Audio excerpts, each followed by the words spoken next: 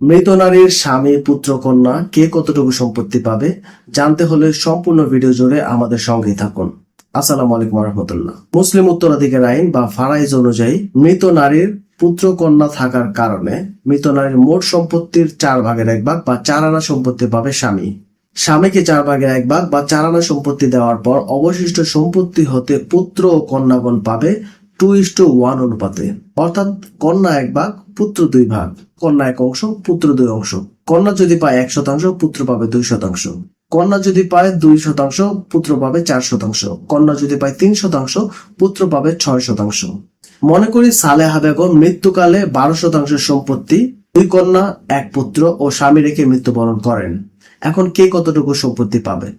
মুসলিম উত্তরাধিকার আইন অনুযায়ী 12% সম্পত্তির 4/1 বা 4 আনা হিসাবে স্বামী পাবে 3%। অবশিষ্ট 9% সম্পত্তি হতে 2 কন্যার 2 অংশ, পুত্র যেহেতু কন্যার দ্বিগুণ তাই 1 পুত্র একাই পাবে 2 অংশ। 2/4 অংশ দিয়ে অবশিষ্ট 9% সম্পত্তিকে ভাগ দিয়ে 1 কন্যার অংশ পায় 2.25, অর্থাৎ 2.25%। পুত্র কন্যার দ্বিগুণ তাই 1 পুত্র পাবে 4.50% বা 4.5% সম্পত্তি। আরো একটি উদাহরণ দেখি। মনে করি সালমা বেগম মৃত্যুকালে 24% সম্পত্তি, 3 কন্যা 3 পুত্র ও স্বামী রেখে মৃত্যুবরণ করেন। মোট 24% সম্পত্তির 4/1 বা 4 আনা হিসাবে স্বামী পাবে 6%।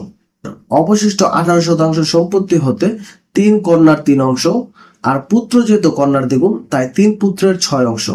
6, 3, 9 অংশ দিয়ে অবশিষ্ট 18%কে ভাগ দিয়ে 1 কন্যার অংশ পাই 2%। পুত্র কন্যার দ্বিগুণ তাই 1 পুত্র পাবে 4%। 1 কন্যা পাবে 2% আর 1 পুত্র পাবে 4%। ফর রিক্যাপ, মৃত নারীর মোট সম্পত্তির 4/1 বা 4 আনা সম্পত্তি পাবে স্বামী। স্বামীকে 4 আনা সম্পত্তি দেওয়ার পর অবশিষ্ট সম্পত্তি হতে পুত্র ও কন্যাগণ পাবে 2:1 অনুপাতে, অর্থাৎ কন্যা যদি পায় 1%, পুত্র পাবে 2%। আশা করি মৃত নারীর স্বামী, পুত্র, কন্যা কে কতটুকু সম্পত্তি পাবে বিষয়টি আপনাদের কাছে একেবারে পরিষ্কার। দেখা হবে পরের এপিসোডে। মাস সালাম।